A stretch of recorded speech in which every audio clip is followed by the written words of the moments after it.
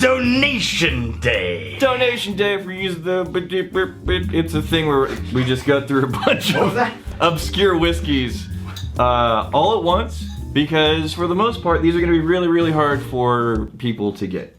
Yeah. So we kind of combine them and try to keep the main episodes Monday through Thursday. Try to keep it stuff that you're likely to be able to find. First one's from Jason Newman. Jason Newman, you magnificent bastard!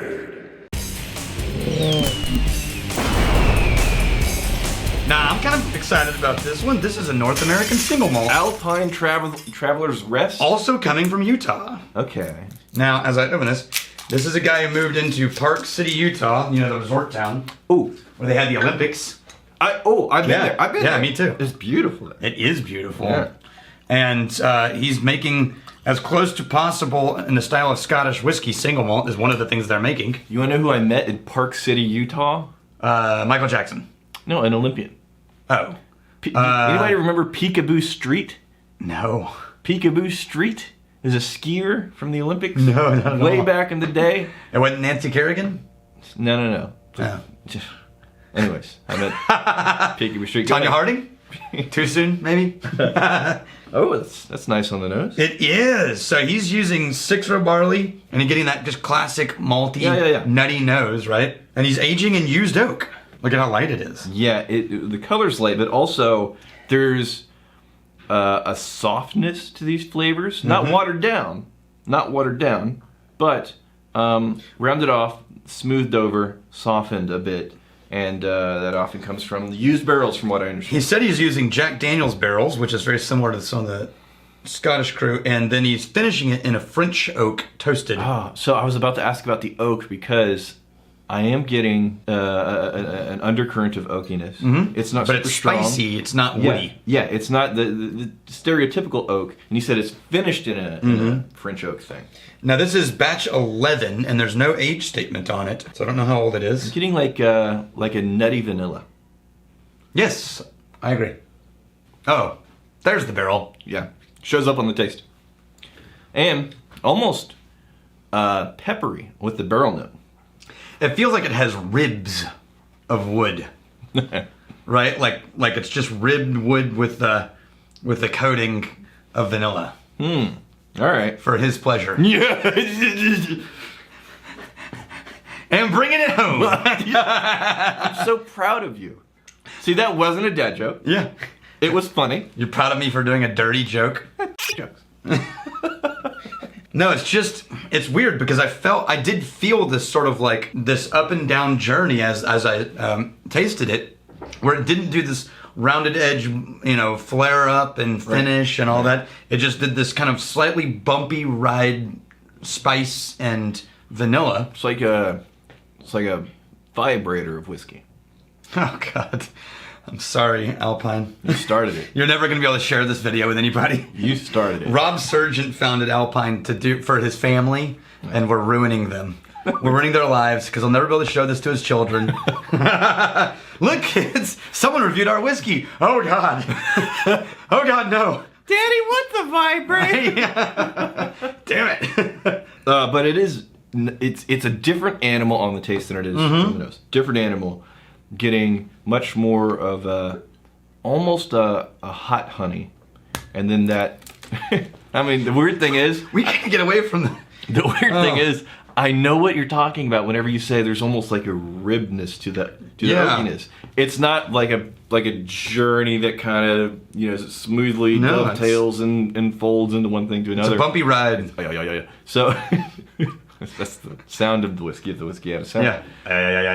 Here's the thing. It is nice though. I do like it. Oh, I do too. And don't let me mislead you. Yeah. It's not that I dislike it. It's very interesting. 44%. I added a little bit of water just to see. What's more interesting to me is the fact that this is a fairly classic barley strain. Right? Well, 2-row is more. Yeah. This is 6-row. Oh, 6-row. All right, what's the difference between the rows of 2 and 6? Don't say 4. Don't ask that question. Don't say 4. The answer is 4. Don't say 4. I'm not going to go into it. You would never listen anyway. No, but they will. You'd be bored. So look, I at least know what questions to ask so the people that care can hear the answer. Or do you not know, Daniel? I don't know enough to say it concisely. I'm going to ramble around it and stumble into it, but to respond in one sentence, it's just not going to happen. Maltiness. Now I'm getting some antique wood. That hot honey is now turned into like a thin honey for me. And that oak is showing up a lot more on the taste than it did the nose. A little bit of water opened this up, and it actually smoothed the transitions for the whiskey. Can I say this? It at this point, it is coming across as a little dry for me. Yeah. Try it with water. It actually smoothed all the transitions between the flavors. Yeah, it does make it more cohesive. It doesn't make it as spicy, though. It loses all of its spice when you do that. But I think it melts what sweetness there is. It melts that sweetness together. It's good, though. With sugar, some light honey, and then the oak. Every time I go back, I keep finding more and more of that. Okay, this one, I can't decide if this is real or if this is like his Insta YouTube name. Okay. Exactly. So I'm gonna let you struggle with that one. Oh, is it Alex? I'm not gonna offer any opinions. And this is 2 words. Alexley B. Daz Drummer. B. Daz? B. You could be an initial. It could be a P. Or it could be BDAZ. No, you're the one. BDAZ drummer. Badass Drummer. I didn't write that. He wrote that. It's Badass Drummer. Badass drummer? Yeah. All right. Alexley Badass Drummer. You magnificent bastard! I love that we spent so much time getting to Badass Drummer. Just stumbling through a name. That's top shelf content. This is because we don't... top shelf content. I don't text shorthand. I don't really text, but... especially don't text shorthand. Overseas malt whiskey, Navazos. This is really cool. So this is a company that partnered with a company that's famous for its sherry. Yeah. And they worked with a distillery to create lines of whiskeys from Spain, single malt whiskeys from Spain. You'll see these in whiskey bars who have a really vast collection. You'll see 3 or 4 of them. And I've always been impressed when I try them. Always enjoy it. It's... Equipo Navazos, and I'm pronouncing that probably correctly. It's a partnership between Navazos and Palazzi. The butterscotch caramel coming off of this nose is for real. Yeah, but this one is a single sherry cask. Only produced 900 bottles. It's at 52.5% alcohol. On the nose, I'm getting really rich butterscotch and caramel. Yeah, I would have... I mean, this holds its own with the classic Speyside. This smell. What? I usually get like a more floral fruitiness than Now think of Speyside. Glenrothes, So which has a sort of barley mustiness to it too. Okay. Like butterscotch, but with a grain malt. And what country did you say this is from? This is from Spain. Spain. Damn, that's nice. Right. Ooh, there's the sherry. Ah, yeah, and it's kind of peated. The sherry. It's like a peated sherry cask type of vibe. Yeah. Yeah. I wonder if there actually is peated malt in that. Wow. I like that. It doesn't say. It's malt grown and distilled in... Ah! This is Scottish whiskey. Okay. So this release... So they brought it into Spain. That's why it's the overseas release. Okay. So this one is aging in Spain. But it's a Scottish whiskey, which is why it smells so Scottish. So Makes a lot more sense. Yeah, the caramel and the butterscotch, and then on the taste, that is... But it spent its whole life in Spain. Yeah. So it came over as new make. Right. I'm pinning down the flavors. It's that butterscotch and caramel does not show up nearly as much on the taste as it did on the nose. On the nose, though, you are greeted with a nice, earthy, slight peatiness. And the taste has a little... You're talking about the taste. The Yeah, taste the taste has... now. Yeah, the taste has a kind of ashy peat, black pepper note to it. But then it's dry, kind of dirt, like dry dirt. Like it reminds me of when I was a kid in Little League playing baseball. And the smell of your hands from sliding into bases or on the baseline. Or, yeah. So on the finish now, I'm starting to pick up some floral notes on the finish. Immediately, the first thing that's going to grab your attention is that earthiness, that peat, that ashy peat. Then after you get used to that, you can start to find some floral notes on the finish there, which is very nice. But we like Scotch, so... Yeah. All I would say is the people in charge of creating these things, they've got good taste. Yeah. And if you ever see a bottle of this, the people behind it know what they're doing. It's a worth it risk. Because this is a great whiskey. Yeah. And this isn't proof down to 40. What is this? It's cask strength. It's 52.5%. Yeah, or roughly cask strength. I would put this as a peated Speyside. Oh, I see what you did there. I see what you did. What do you Okay. Yeah, I'm buying what you're selling. Little peated Speyside there. All right, now for something completely different. And it was the floral finish that sold me on. There's some Speyside elements. Yeah, good. Okay, so this is a gift. Oh, yeah, Burley freaking Mullins. Now, do not send us non-whiskey products that you've made or anything that you've made. Right. We are making exception because one makes exceptions And for Burley- a Burley Mullins. And he could beat us up. Yes, he simultaneously. Like he wouldn't have to fight us one at a time. We could both stand there, try our best, Yeah. and still lose. Space Hagrid could beat us up. Space. Burley Mullins, you magnificent bastard!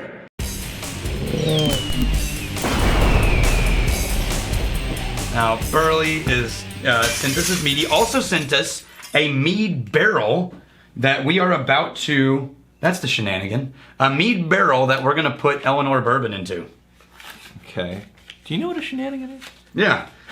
We'll slop whiskey all over the place. No, not a shenanigan. It's an interesting random thing. Fair enough. Okay.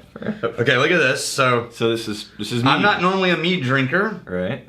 but the only mead I've ever had in my life... What are you doing? Is I'm mixing it, I'm making sure that the sediment is not settled. So is that a thing? I don't know, but I saw sediment on the Ooh. bottom, so I decided to kind of mix it up a little bit. That bonus bit. The only mead I've ever had in my entire life was mead that Burley has made. Yeah. I have no comparison with any other mead. So Whoa! immediately freshness is what comes to mind. Wow. Citrus. That's that freshness is actually a citrus It vibe. smells like a fruit roll-up. Yeah, like almost a candied citrus. Yeah, like a peach fruit roll-up. Yeah.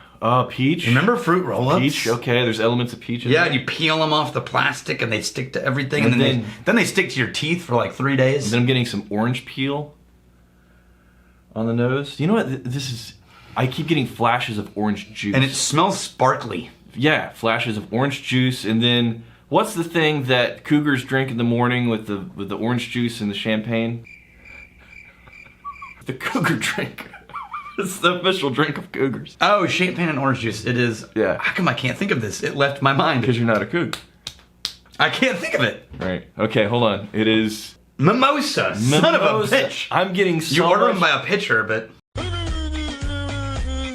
If this was what Vikings drank, or you had mead in your castle, I could see why it was like, we're all drinking mead, everybody, all the time. It's really nice. It's like, oh, that's tasty. That's really It's very nice. sweet. It is very sweet.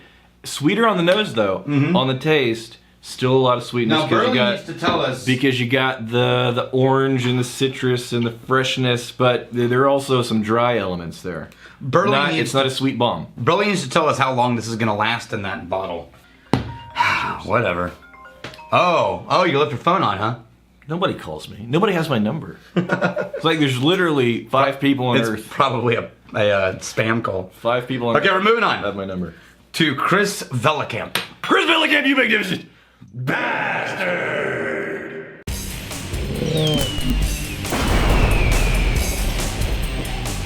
Now this is a weird one because it's from a Texas distillery called Witherspoon. Okay. Witherspoon. They're in Louisville, Texas. Texas distillery. I haven't heard of Witherspoon. Started by some ex-Marines. Okay, Witherspoon in what city? Louisville, Texas. I haven't heard of Louisville either. Is it Louisville or Louisville? Louisville. Probably Louisville, but Louisville. Lewis. I call it Louisville because there's a Lewis in there. Louisville. I don't know what the locals call it. Okay. Now, I don't know what this is. Wow. So It's nice on the nose. I don't even know if they're making it Okay.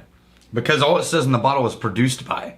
Now they also have a single malt and a rum, and as among other things. And on the single malt and rum bottles, it says distilled by and produced by. And the bourbon bottle, it says produced by Witherspoon. So, It's possible they're making it. It's possible someone else is making it. straight bourbon whiskey at 50%. This is rich on the nose. Classic bourbon notes on the nose, rich. Yeah. It's just a grain, dusty, rye sharp bourbon. And then it finishes for me with the maraschino cherry. Yeah, it finishes with the cherry pepper. Man, that's nice. Really It's nice. tasty. This is, for me, just right down the center of the lane of big classic bourbon. Oh yeah, I totally agree with that. Yeah. If you just wanted to say, give me a classic, no frills, good bourbon. Yeah. This one hits it right down the middle of the line. And then that maraschino cherry eventually finds its way to a little bit of a barrel It's finish. bitter, but a little bit. Only Takes a while to get there. a few minutes later. Yeah. And it's not a bad. It's what you want at the end of a nice woody bourbon. That's really nice. I like that. Now there's no age statement, so in theory it's at least 4. Well, And this is a single barrel release that they just took down to 50%. yeah, this classic bourbon. Yeah, Super nice. There's not a lot to say about it because I wish we knew more what was going on here, yeah, me too. because it's really nice bourbon. Whatever they did, they chose good whiskey. You got the brown sugar, you got the honey, and the maraschino cherry, and it lands in a oak barrel, slight bitter, and it takes a while to get there. Oh, with a little water, all the pepper comes out on that whiskey. Oh, okay. Okay, this one is from Patrick Bologna. Bologna. He's the guy who helped us get No, our no. lights for the distillery. I know Patrick Bologna. Okay. Okay. I just want to confirm pronouncing the name correctly because it's extremely important to us on this show. To have all of our pronunciations done. Patrick Bologna, you magnificent Bastard! I'm the best at pronunciating. Yeah, that's what people say about you. Amrut. Amrut or Amrut? Amrut. Amrut. Okay, Sure, sure. why not? This is the Now you're about to notice something. I'm just gonna prepare you emotionally. Did he pull a Terry Dolan? I think this was one of the bottles brought down to the grand opening and consumed at Engelbrecht House by the earls Okay. and assorted guests. Fair enough. That was fun. I like it. Oh, I didn't mean to throw that away, actually. Toss it in the corner. Okay. Do you know off the top of your head, no judgment if you don't, but because there's so many whiskeys being purchased in India, how many Indian whiskey distilleries are there? I don't know the total, Yeah? but I can tell you that Amrut is probably the most sold one. Yeah, no, I get that. Yeah. But it's like, man, with as much whiskey as they're getting over there, Oh, smell. are there more Indian distilleries than Amrut? I don't know.